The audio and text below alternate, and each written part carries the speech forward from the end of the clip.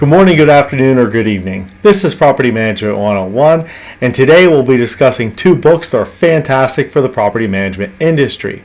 This is the third book review that I'll be reviewing today.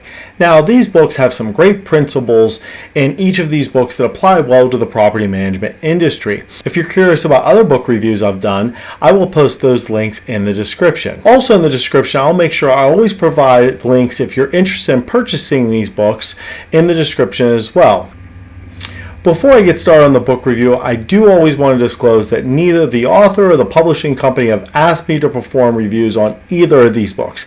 I have personally purchased these books, personally read them without any outside influence, and I do feel there's some great principles that apply very well to the property management industry. The first book that I'll be discussing today is titled Ego is the Enemy by Ryan Holiday. Ryan Holiday is a fantastic author. I've read a few of his books. He's a great author. I'd highly recommend him if you're looking for a book that has some great principles for the business world. This book is actually fantastic for leaders. This book shows that the leaders that sustain success over a long period of time really do this by not letting their ego get the best of them. One of my favorite quotes of the book is on page 183, and it's very simple. The bigger the ego, the harder the fall.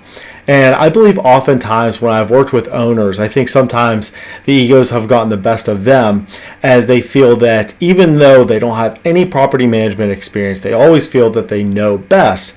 And I also feel that this book would apply well if you're an investor or an owner of an asset as well. The second book I'm going to be discussing today is Limitless by Jim Kwik. This book is great because it allows you to really maximize your brain to learn anything faster. This book goes into a lot of different directions. It starts by covering over Jim's life and some of the experiences he had to overcome. It also covers things like your diet, your habits, your study habits, and the lies of learning. My favorite thing, I think, in the book is when he covers what he refers to his top 10 brain foods. And I've applied many of these things in the book and those particular brain foods to my daily routine.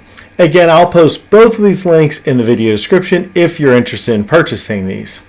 And I hope you found this video helpful, learned something new. If so, please don't forget to like, subscribe, and turn on notifications for future videos. And if you haven't watched my disclosure or why I do this video, please make sure you watch those before putting any of the practices I discussed in any of my videos into place. If you have any questions about this video or any of my videos, feel free to leave a comment. I'll be happy to address it for you. Happy leasing!